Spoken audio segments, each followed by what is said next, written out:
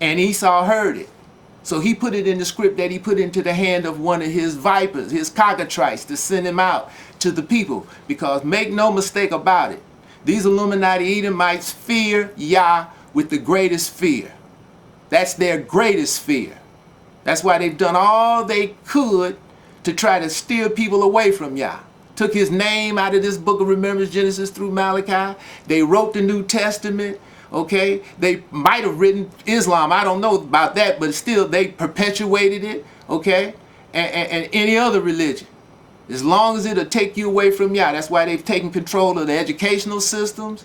They don't even mention the term God anymore, even though that's an erroneous term. Still, they don't even allow that to be mentioned in schools anymore. But when I was little, they used to. But they stopped all of that. That's how much they fear Yah. Now, when Yah told Jacob to return to the land of Canaan, to his father's house, to the land of Canaan, Jacob went to his 2 wives and said, Yah has come to me, told me to leave, I'm going to leave. Because he still had about another year to go to be with his uncle who had deceived him. And if you read the story, and you can go in there and read it, you'll see, chapter 30, 31, 32, Genesis, well, 28, 29, 30, 31. You read and see what his uncle did to him, okay? But I got to cut to the chase because we're in the time constraints. But like I said, we're going to do a part 2. But anyway, he went to his wife and said, Yah has told me to leave. So he said, what you going to do? And they like, hey, it's no more substance in our father's house. It had nothing to do with love, emotion. They said there's no more substance in our father's house. In other words, our father is broke. He doesn't have any money. You got all the money, we going with you.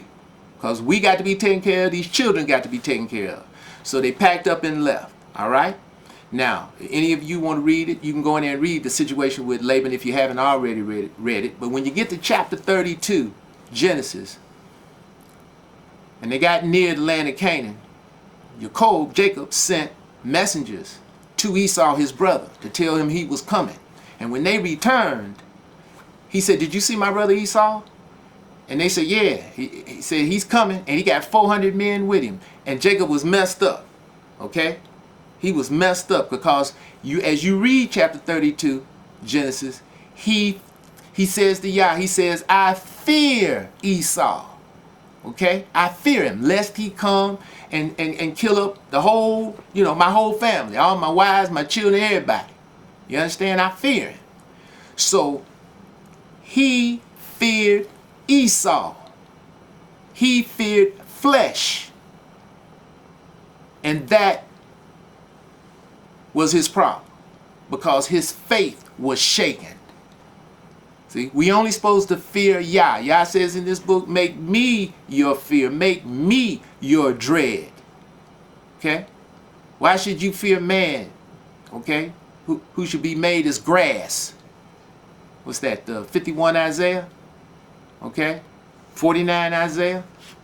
Let me just make sure so I can put you right on it.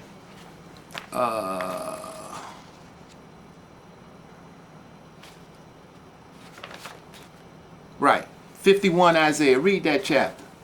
Okay? I just read this one verse, verse 13 in the 51st chapter of Isaiah. Matter of fact, I'll start at verse 12. I, even I, am he that comforts you. Who art thou that thou should be afraid of a man that shall die, or the son of man which shall be made as grass, and forget Yah thy maker, that has stretched forth the heavens and laid the foundations of the earth, and has feared continually every day because of the fury of the oppressor, as if he were ready to destroy. And where is the fury of the oppressor? Okay, the captive exile hastens that he may be loose, that he should not die in the pit, nor that his bread should fail. But I am Yah, thy strong one, that divides the sea, whose waves roar. Yah of hosts is his name, he who creates. Host. Okay, so now Jacob was afraid of Esau. You can go in there to chapter 32 Genesis and read that. And he feared Esau. His faith was shaken in Yah. And he says, but Yah, you told me to return, but I fear Esau. So he set his family into 2 different bands and set them apart and sent them in 2 different directions away from him. He fell behind. And then that night, and you got to understand, as I've always said, this book has been tampered with, okay? And Esau has tampered with this spot. But this is what happened. And you go in there and listen to me, and then you go in there and read it. And pray Yah will illuminate you when you read it, after you hear this. Yah dropped an angel on Jacob. This angel looked like a man, like the angels do. You can see that in regards to Samson. You can see that in regards to Genesis chapter 19, when the two angels went towards Sodom and Gomorrah. When they got up in there, the homosexuals thought, okay, that these was men, because they see out of carnal eyes, not out of spiritual eyes, with a spiritual spirit on them, okay? You see this with in Daniel over in chapter 12 and various other spots. They look like men. So this angel was dropped on Jacob. He's wrestling with this angel, okay? Who looks like a man. He thinks he's a man. He's wrestling. And then the angel reaches down to the hollow of his thigh, not his hip like Farrakhan says in his speech, his thigh. And he put like a kung fu move on his thigh. And his hamstring rolled up. You've seen these athletes, when the hamstring messes up, they can't run. They're in pain. And this is the way Jacob was. And then this man, who was an angel, who he's wrestling with, started to overpower him. And then what did Jacob do? He hollered out, Yah, help me.